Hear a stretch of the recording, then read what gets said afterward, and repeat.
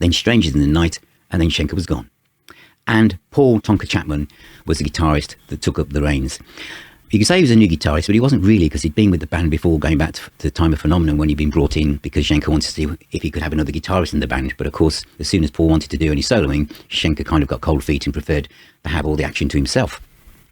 Now, this album was produced by George Martin, and what I have to do here is take myself back to that period. It's 1980. It's the absolute top of the mountain for the new wave of British heavy metal, if you like, for the way Sammy Hagar was in the pop charts, on Top of the Pops.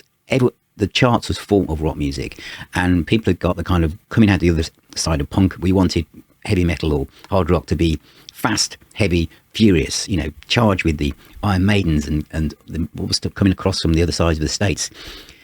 With Schenker gone, and obviously Schenker going about to form the Michael Schenker group, all eyes are on him. All eyes are on Back in Black by AC/DC. There's so much of you. I mean, Heaven and Hell by Sabbath.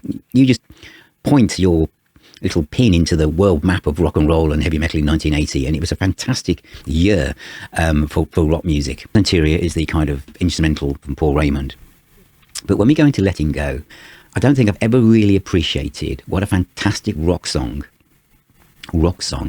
this is. It's a highlight of this period. It's a brilliant track, and the version of it at the Marquee, which is on the second disc, is exceptional. But when you hear the studio version now, you realise what an amazing guitar solo by Paul Tonka Chapman this is. If you had any doubts, and my ears at the time, I was just thinking it's not Schenker, but any doubts now when you listen to it, you listen to that solo on this opening song really, and you just think, wow, he's in. It's absolutely fantastic. Mystery Train was a track that at the time I thought, well, it's a cover version, and I kind of felt that UFO should be going away from cover versions. They'd do them again in a couple of years. And it wasn't a fave now, but I love it now. Again, the acoustic guitar at the beginning is really intricate and really flash, and again showing what, you know, Chapman could do. Then This Fire Burns Tonight is a steady rock song. Pete, you know, what I noticed this, I'm about to say Pete Way and Andy Parker's bass and drums, they just feel more, there's more presence, it's more solid in the mix. And also I love the keyboard solo and the midsection, a lovely guitar solo from Paul Chapman as well.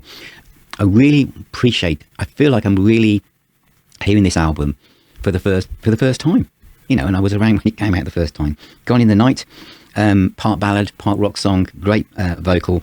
It's pop rock, but a bit darker than that really. Very different than had gone before when you look back across UFO's catalogue up to this point. Youngblood I've mentioned, as I said, it wasn't one of my favourite tracks, but now it just sounds like a nice kind of power rock pop song really. And then No Place to Run. Now this always ticked all the boxes for me, and this was probably, although I didn't realise this at the time, I did by the time we get to the next album realise that Phil Mark had been listening to a lot of Bruce Springsteen. I mean, you think about it, While Willing and the Innocent, it's so obvious, isn't it? And on this one we're talking about the streets, the you know, being out on the streets, singing stories about third party, you know, this kind of stuff, and then of course saying Jungle Land in the chorus, of course Bruce again. But I love the vocal delivery, but I love the chord sequence. It's kind of a menacing melody, and it's a riff.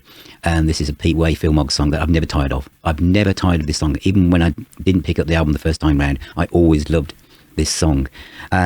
It's very emotive, and it's one of the best songs that UFO ever recorded, and it's on this album, No Place to Run, and it's called No Place to Run. Take It or Leave It is a rock ballad.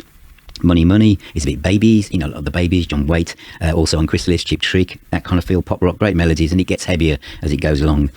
And then Any Day is a very unusual song really, starting with just Pete Way on bass and Phil Mogg on vocals, and Phil Mogg sings falsetto on this a couple of times, and it's unusual to hear Phil sing like this, but he does it with perfection, and obviously then it moves into an absolutely emotive guitar solo from Paul Chapman at the end, and it's since become one of my other favourite tracks from this album.